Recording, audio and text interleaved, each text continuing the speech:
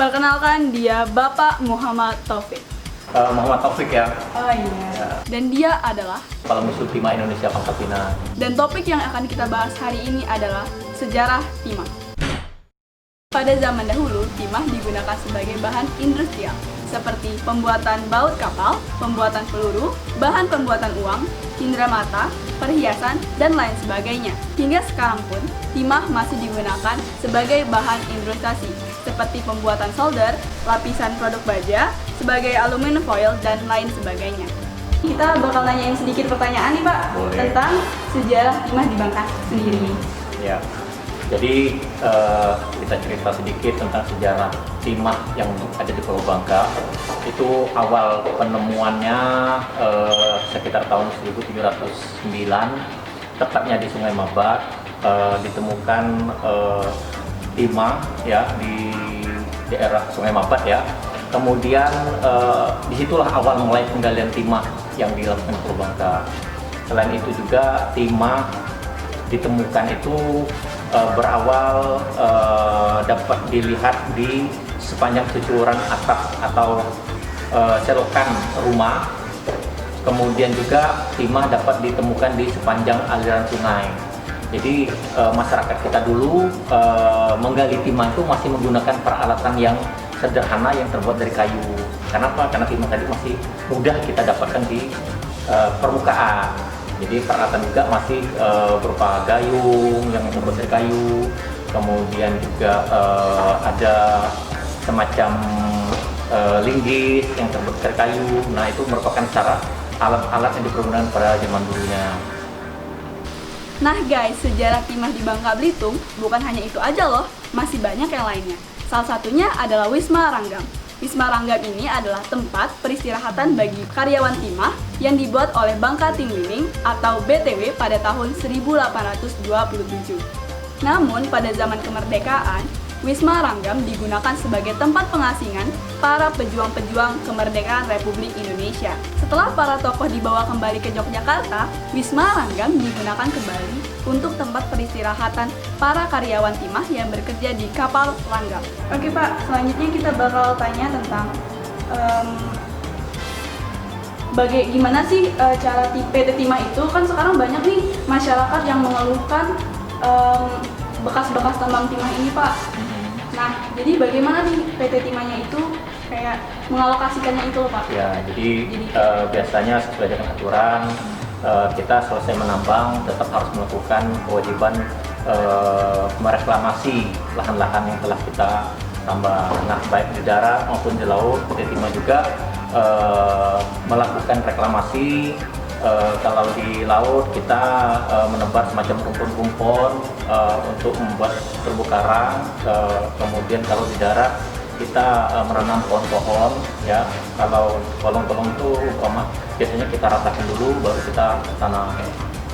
Nah Pak, kira-kira apa aja nih sih contoh tempat yang udah direklamasi lagi sama Timah? Ya, di sini sudah dilakukan PT Timah sangat banyak ya. Lahan-lahan reklamasi kita mulai dari Kabupaten Bangka Selatan, Kabupaten Bangka, kemudian di daerah Bangka Barat, banyak lahan-lahan yang harus dilakukan reklamasi oleh PT Timah.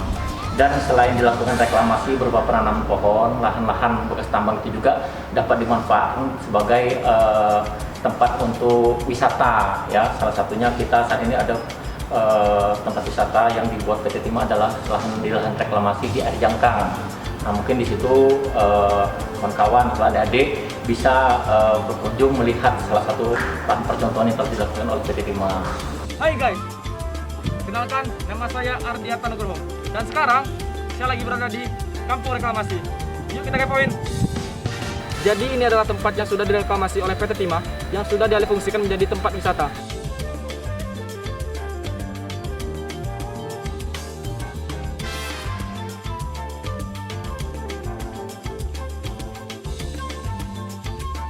Oke Pak, jadi kan di sini kan udah ada museum timahnya sendiri nih Pak.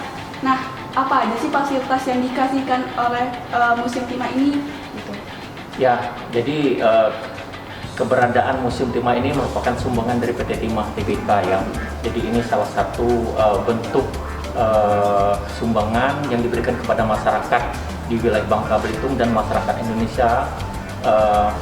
Kita di sini menceritakan tentang sejarah pertimahan yang ada di Indonesia khususnya dan umumnya ada di dunia.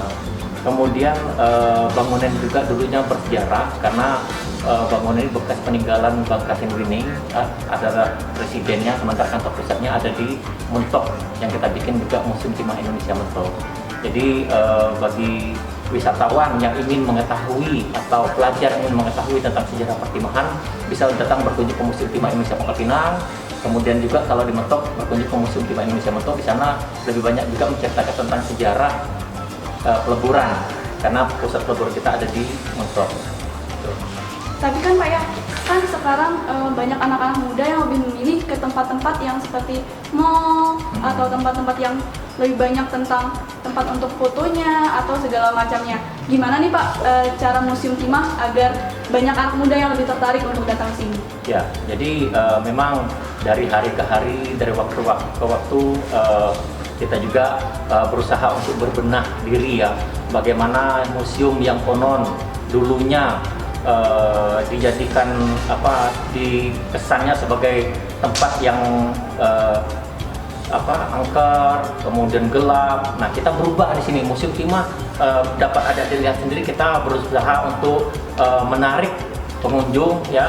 Di antaranya kita membuat semacam tempat-tempat untuk foto, kemudian juga kita tambah koleksinya, dan kita juga memberikan souvenir ya untuk pelajar-pelajar yang kunjung ke sini dengan anak-anak sekolah. Kemudian juga kita untuk daya tariknya menyediakan salah satunya pasir 3 dimensi ya, itu biasanya anak-anak sekolah TK, SD itu lebih tertarik untuk berkunjung ke sini.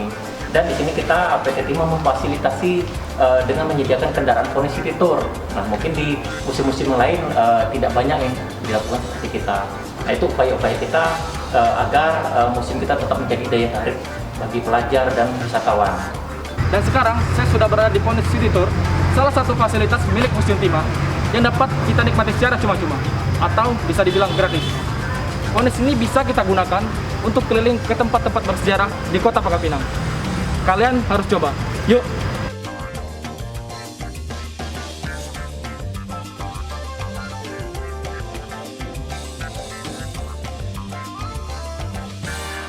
Faktanya, kita sebagai masyarakat Bangka Belitung harus bangga dengan sumber daya alam yang kita punya, yaitu timah. Walaupun cara mendapatkannya tidak ramah lingkungan, tetapi PT Timah sudah melakukan yang terbaik untuk memperbaikinya, seperti penanaman kembali, kemudian reklamasi bekas-bekas tambang timah, dan museum-museum timah. Kita sebagai generasi muda lebih sering melihat potensi dari daerah yang lebih jauh besar daripada kita.